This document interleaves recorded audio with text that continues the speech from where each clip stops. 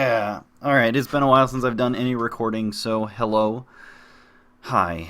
I guess I'm not talking to the internet as a whole, as a live audience. That's kind of weird. Anyway, welcome back, YouTube. DKG Avos. I promised people on Twitter that I would start doing things for, St. Louis, and I guess it's time for that. My tea is really hot. I'm pretty sure I just burnt my tongue. Anyway, so round one, I'm up against SamVGC. This is St. Louis. This is not territory I've ever been in. I just kind of decided last minute. I was like, hey, Standard, do you want to go to St. Louis with me? She's like, sure, let's go. Wait, why are we going to St. Louis? No reason. Just a Pokemon tournament. She's like, alright, fine. As long as we get to go to the zoo and IKEA. Really, the zoo was my idea, but whatever. Anyway, round one. I'm up against SamVGC. Colin Hires at the table next to us. Sam and Colin are cracking a few jokes. And I'm like, wait a minute. I'm pretty sure I recognize Sam's name. He seems to know Colin pretty well, so I should probably bring my A game. Alright. Anyway, so looking at this, I've got the team up, and the black screen behind me is the video because, well, it's paused. We'll get there. But I wanted to do a little bit of team preview look.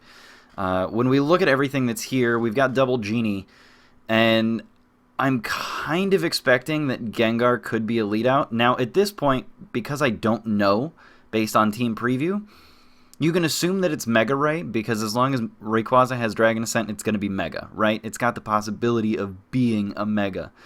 But you don't know that about Gengar on the preview. So I actually don't know that his Gengar is Mega yet. I probably assume that it's, the same Gengar I have, but maybe with a Will-O-Wisp instead of an Icy Wind, or, instead of Shadow Ball. Because not a whole lot of people are running Shadow Ball. So that's usually pretty good for other Gengar against Gengar mirrors. So I'm kind of expecting that there's going to be either a Gengar lead out, because that's what I like leading out, or there's going to be a Thundy lead out. But I don't actually expect both of them to come out. But I do kind of expect that we're going to see some Ray and Ogre, and then potentially Gengar and Thundurus. So that's kind of what I'm looking at, is Ray, Ogre, Gengar, Thundurus. Those are kind of what I'm focusing in on. I don't even really think that Lando hurts my team that bad. I do have a lot of offensive threats, like the Kangaskhan, like the Brave Birds. So I guess I can see why you would want to have that there. Crobat doesn't really seem to affect me too much. Just because, yes, it can set up Tailwind, but I also have alternate speed control. So as long as I can control what's going on, control the support, as long as I can control the support, I'm usually going to be okay. That is something that I've learned from Josh Lorsey. So with all that in mind, I'm going to stop looking at me, and I think we're going to start the video. Now, one thing I do want to mention, as this is kind of going in, is that I forgot to bring the audio in. So we've got just standard trainer music. So I thought Gengar, and I'm like, okay, Gengar, cool. Now, I should rewind that a little bit. When we see this lead out, I've got Gengar Thundurus, and this seems kind of crazy for me. So, with Kangaskhan and Gengar, and I'm seeing Thundy Gengar, I immediately realize this is Mega Gengar, and so I don't have to worry about any Focus Sash ever again. I don't have to worry about it. So, I know that on the East Coast, because that's about all that I practice against, is the East Coast. So the East Coast players are starting to run Protect on Thundurus more and more often. So I know that Thundurus is either going to Protect or Switch. As you can see, he does switch, so I got that read pretty on spot. And the other thing that I know is that most Kangaskhan's are starting to run Inner Focus, so most of them aren't scrappy anymore. So Thundurus is probably the one that's under the most threat. So because I'm still clinging on to Scrappy King, because I like the Scrappy ability, I don't think that Gengar is really going to be too terribly worried, because most Gengars aren't running Shadow Ball. So I should be able to fake out, hit an Icy Wind, slow that Gengar down, and if there's any crazy switches, I prevented things from that Gengar. I don't have to Sucker Punch into that Gengar, because I don't think he's necessarily going to attack. but I prevent any opportunity for any shenanigans by trying to fake out. So if the Gengar switches and Thundurus protects, then I fake out, get a little bit of chip damage in, but whatever. So I'm going to go ahead, fake out that Gengar, be able to polish it off. If he does switch anything in, which he does, I know that I get the Icy Wind off, and I'm slowing down that Gengar so I can finish it off next turn. Unfortunately for me, I do get that read just a little bit wrong, so that sucks. Oh well. Gengar goes for the Protect. If I'd gotten the Icy Wind off on Thundurus, yes, he's got priority, but he also has Thunderbolt, so I'm able to preserve my Sash maybe a little bit better. Landorus comes in here. We can see by this damage that Landorus is not Assault Vest. Assault Vest Landorus is probably, and I wanna go back to this real quick. Okay, Assault Vest Landorus stops at about half. Okay, so based on this damage, I know that it's not Assault Vest. Based on the Gengar damage, I know that he protected.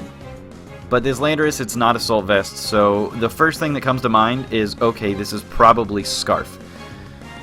Scarf isn't very common anymore. Landorus outspeeds non-Mega Kang, so, I need to go ahead and go for the Sucker Punch. And that's exactly what I do. Kang was a wasted slot last turn. Kang's a wasted slot this turn. Oh well, this Kang did not do that much for me. I really did feel like I needed to go for the Sucker Punch as the safest play. Maybe going for the Sucker Punch on the Gengar would have been a better play, as it is. But I know that because it's not Sash Gengar, so that I know that I'm going to be able to Shadow Ball it, and there's nothing on the field that's going to be able to take me out. I know that an Icy Wind here would slow everything down, but Gengar is kind of the big threat. Great. Again. Anyway, at this point, I'm pretty sure that he's neither Scarf or Jolly. Although Jolly Scarf is kind of dumb, I do have to cover all of my bases to make sure that I don't get super powered in the face with Kangaskhan. But now we've got -2 Kang. And -2 attack Gengar, as you can imagine, that hurts my feelings a whole lot. But now with Double Genie on the field, you actually do have to be pretty careful. The T-Wave Swagger play, it hurts, man. If you T-Wave Swagger, you're not going to have a whole lot of chance to attack, and everybody knows that. I break through the confusion. I'm able to get this Icy Wind off, which is really nice.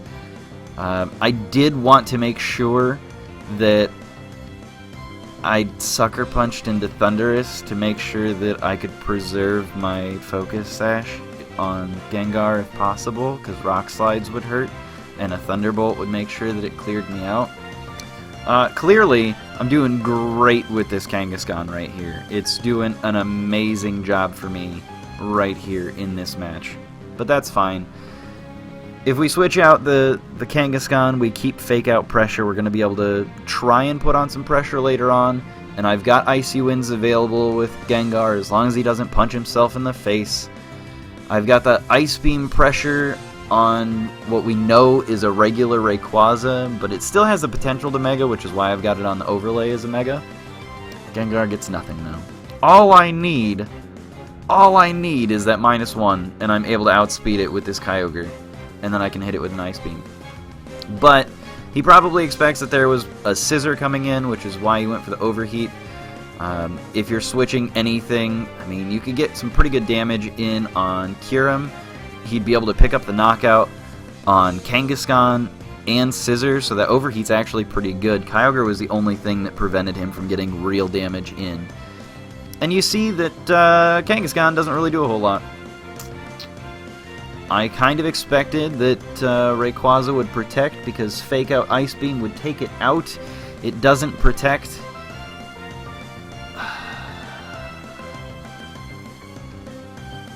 And Ice Beam doesn't clear out Thundurus. So, you know, we're doing great here. Origin Pulse would have been able to take that out, most likely. Because it would have been Stab, and with the double damage from the Rain, but I think that his... Anyway, whatever. I think the Ray does cancel that Rain boost out. So that's fine. Ray's going to go ahead and protect. Thundurus goes for the Swagger here. Oh, Kyogre, why? Anyway, at this point, I feel like Ray's probably the biggest threat on the field. The Ice Beam, and then maybe an Origin Pulse, I'd be able to take things out. I want to clear out this Thundurus as best as possible, while still being able to maintain some pressure with Kyogre. Not a whole lot of confused damage happening for me. I'm pretty happy about that. But he did get 1 out of 3, so that's not too far off. And I'm going to switch out before he can get anything else in. I don't want to deal with that. But one thing that I do want to make note of is that this is non-Mega Life Orb Ray right now. Non-Mega Life Orb Ray just doesn't quite have the same damage output. And you can see that I went ahead and protected with Kyurem there. I know that a Mega Ray with Life Orb takes out Kyurem, but non-Mega Ray with the Life Orb does not. I know that if he's got 2 targets, he's only got single target moves, so I'm going to go for the Icy Wind and Ice Beam, be able to clear it out with an Ice Beam with Kyogre if he does get a crit roll on Kyurem. But GG. There you go. That was game 1, round 1. Super cool. We are 1-0, and you can see that we're on replay. There you go. Anyway, I hope you guys enjoyed. I'll get round 2 recorded here in a bit. Bye.